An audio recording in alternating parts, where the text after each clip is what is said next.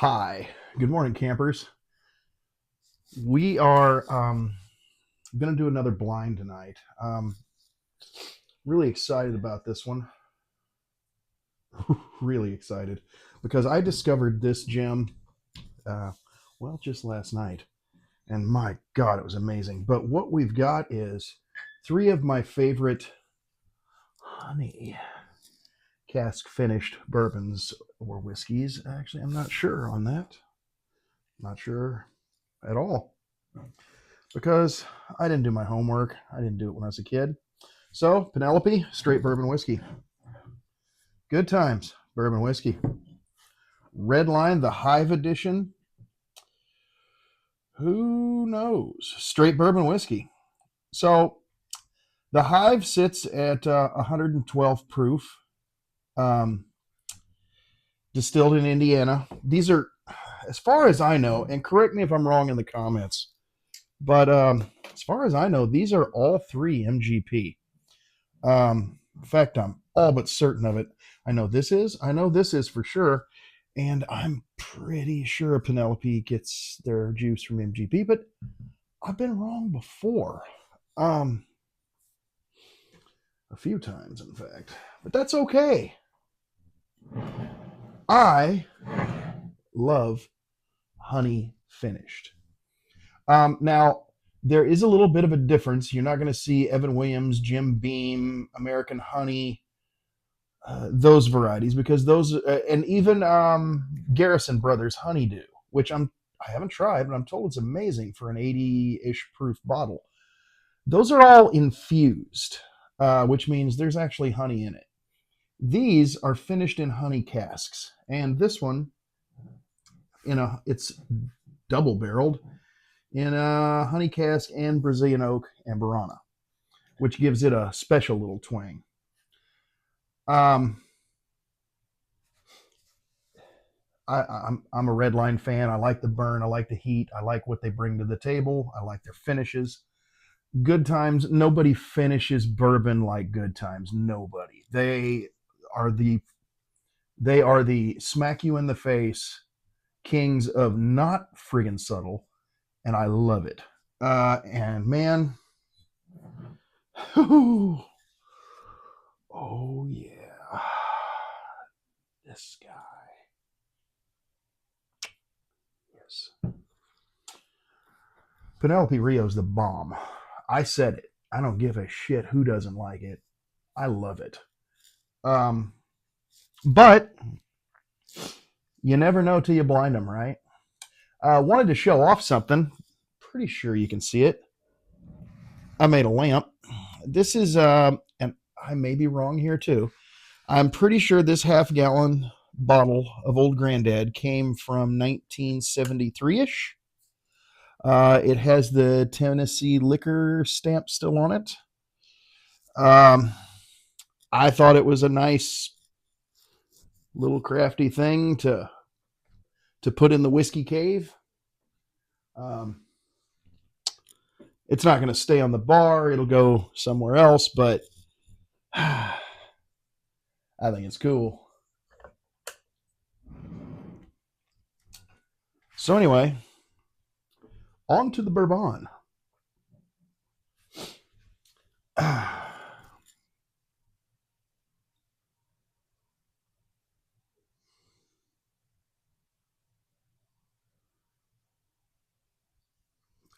I'm getting honey and bourbon. I'm getting honey and bourbon.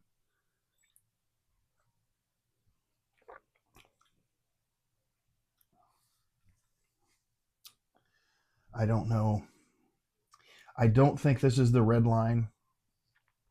Um, Now, the Rio is at a disadvantage. I forgot to tell you this: 112, 116, 98.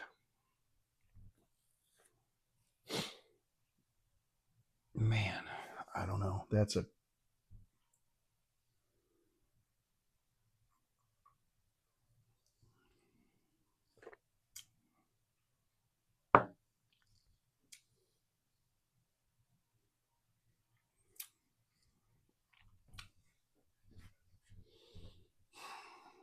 whatever you are, you're amazing. That's delicious. Um, little woody note on the end, but just a honey bomb throughout. I'm not sure which one it is. I dare say it is not. No, I don't know. We're going to move on before I say shit. Oh, I think this is the Rio. I think.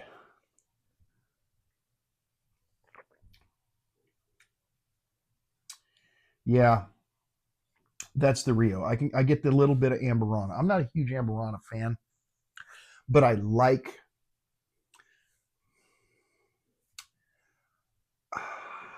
how the two flavors play off each other because it gives it a little woody thing, but you've also got all that honey and sweetness and just good bourbon.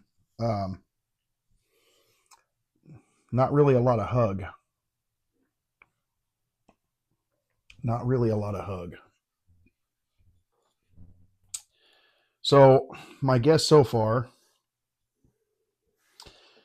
I'm thinking this is the good times, and this is the Rio.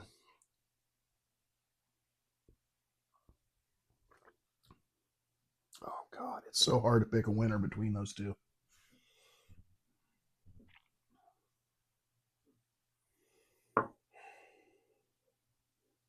I don't know. I love the finish on this one because it goes from sweet to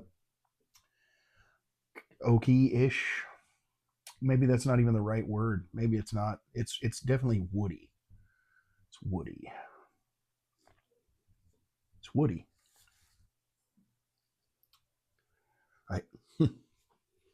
I I don't want to wash it off again. Here we are.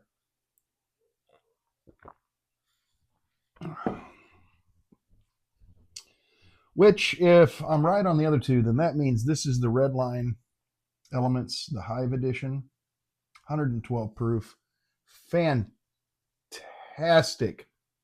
sourced little piece of finished loveliness. Now, on this one, you get some ethanol. You get that classic red line, stings the nostrils a bit. I'm going to feel like a dumbass if this is not the red line, but I like that. I like that ethanol quality. That's why the red line bottle and bond is one of my favorites as far as bottle and bonds. And the that little stingy hug, let you know you're alive thing, paired with the sweetness of the honey, is just so good.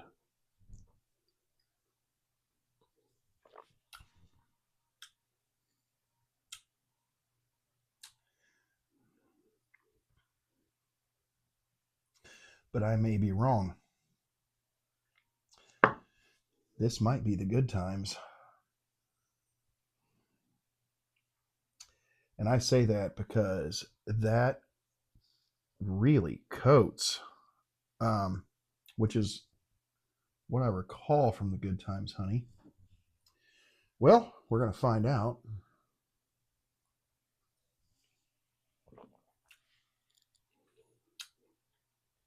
So, God, this is to die for. This is so good.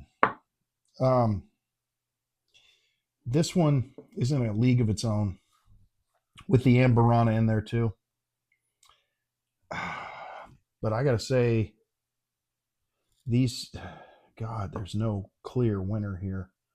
Um, I'm going to say this is my winner, even though I love all three of these. I really like the uniqueness of this with the Amberana and the honey.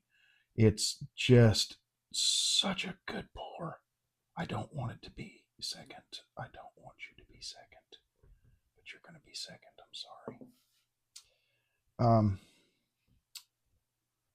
Oh Lord. Well, this is not the good times, which means this is. Uh, Redline just swooped in and took it all. Um, Damn, I wouldn't have thought that because I'm such a fan of this. I knew this was here. I knew it. You can taste the Amberana. So that's really not fair. But man, I had these. I was waffling there. Oh wow. Um, Goddamn good for Redline. So I'm such a fan of Good Times, and it was good. It was delicious. But I did pick up that. I did pick up that little ethanol quality that I get off a Redline. That just makes it fucking Redline, man. Well, hey, what do you know? What do you know? Huh? I love this bottle. I got this for 80 some bucks.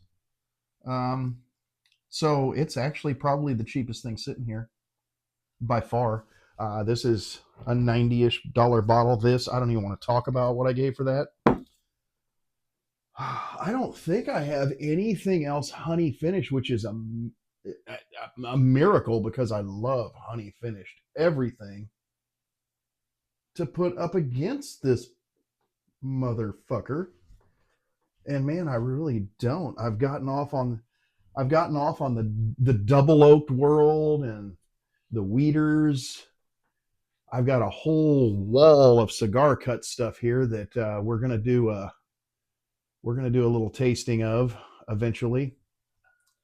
Man, really, I don't have any more honey finished stuff. I've got to seek out more honey finished stuff because I love it. I'm a goddamn poo bear. I I'm a poo bear. Pooh Bear. Love me some honey. I have a sweet tooth. This is, man, it surprises me that Redline won. I thought the uniqueness of this would probably kick some ass, and the fact that I just love this bottle so much. But goddamn Redline, look at you. Look at you. Look at the cock on Redline. It's a good pour, man. Uh, Highly recommend. And honestly, I haven't had anything bad from Redline. I may delve a little deeper into some Redline. They've got some interesting experimental casks. I have tried that vanilla cask finish. That was fucking amazing. But they've got some other stuff that, yeah, we may, I don't know. I may just go out and find as much Redline as I can. Find out which one I like the best. I'll have to leave this guy out because it's, nah, you know what? Fuck it. I'm going to drink it. Um, we'll find some more Redline. We'll do a blind, and then we're gonna go head to head with the winner of the Redline blind against this. And I'm gonna find, calling you out right now, Mr. Lenhart. Reed, my buddy Reed was in Illinois tonight. He actually picked me up a Bardstone Wheat, which everyone is calling the Antique 107 killer.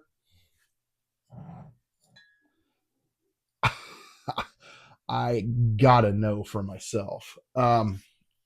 Anyway, he picked me up that bottle out there. Venmoed him.